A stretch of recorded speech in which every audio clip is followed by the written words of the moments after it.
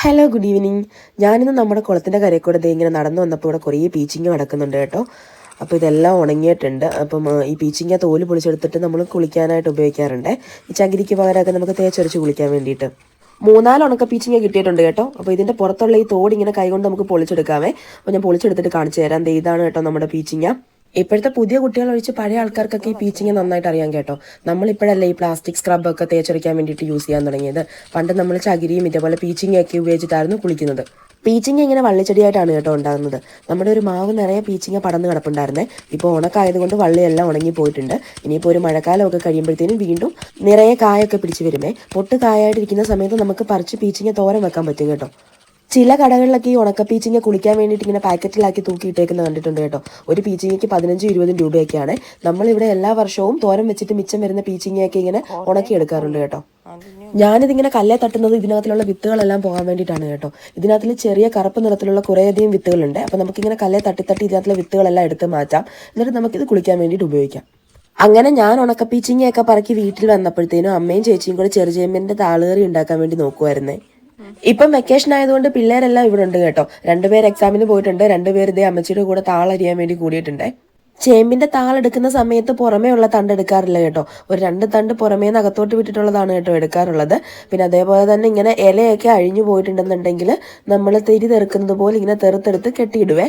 ഈ ചേമ്പിന്റെ തളിരിലേക്ക് ഒരുപാട് ഗുണങ്ങളുണ്ട് കേട്ടോ. ഇത് നമ്മുടെ സ്കിന്നിനും അതേപോലെ തന്നെ കണ്ണിനും ഒക്കെ വളരെ നല്ലതാണ്. പിന്നെ നമ്മുടെ ശരീരത്തിലെ കൊഴുപ്പ് കുറയ്ക്കുമെന്ന് പറയുന്നുണ്ട് കേട്ടോ. അതേപോലെ തന്നെ കുടലിലെ ക്യാൻസർ പ്രതിരോധിക്കുന്നതിനും നല്ല ദഹനത്തിനുമൊക്കെ ഇതിലെ ഫൈബറുകൾ സഹായിക്കുമെന്നും പറയുന്നുണ്ട്.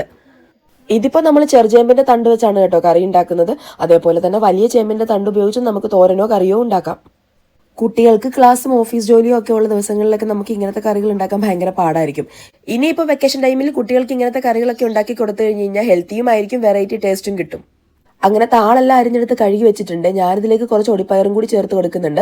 ഒടിപ്പയർ ചേർത്ത് കൊടുക്കണമെന്നൊന്നും ഇല്ല. ഞാനിപ്പോൾ ഇവിടെ കുറച്ച് പയർ വെറുതെ ഇരുന്നത് കൊണ്ട് ചേർത്ത് കൊടുക്കുന്നതാണ്. ഇനി നമുക്ക് നമ്മുടെ ഒടിപ്പയറും താളും കൂടി കുക്കറിലിട്ടിട്ട് ഒരു വിസിൽ വരുന്നത് വരെ വേവിച്ചെടുക്കാം. ഞാൻ കുറച്ച് വെള്ളം മാത്രമേ ചേർത്തിട്ടുള്ളൂ. ആവശ്യത്തിനുള്ള വെള്ളം താളിൽ നിന്ന് തന്നെ ഇറങ്ങിക്കോളും. ഇനി ഇതിലേക്ക് തേങ്ങയും മഞ്ഞപ്പൊടിയും ജീരകവും ഒരു 3 അല്ലി വെളുത്തുള്ളിയും 4 പച്ചമുളകും കൂടി നന്നായിട്ട് അരച്ച അരപ്പ് കൂടി ചേർക്കാം. ആവശ്യത്തിന് ഉപ്പും കൂടി ചേർത്ത് അരപ്പൊന്ന് വെന്ത് വരുന്നത് വരെ തിളപ്പിച്ചെടുക്കാം. കറി തിളയ്ക്കുമ്പോഴത്തേക്കും നമുക്ക് താളിപ്പിനുള്ളത് ഉണ്ടാക്കാം.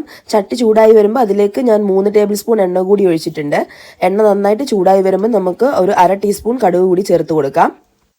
കടുക് പൊട്ടുമ്പോൾ അതിലേക്ക് 5 വറ്റൽമുളകും ഒരു 8 ചുവന്നുള്ളി അരിഞ്ഞതും ഒരു തണ്ട് കറിവേപ്പിലയും കൂടി ചേർത്ത് കൊടുക്കാം. കഞ്ഞിക്കും ചോറിനും ചപ്പാത്തിക്കും ഒക്കെ ഈ ഒരു താളുകറി വളരെ നല്ലതാണ് കേട്ടോ.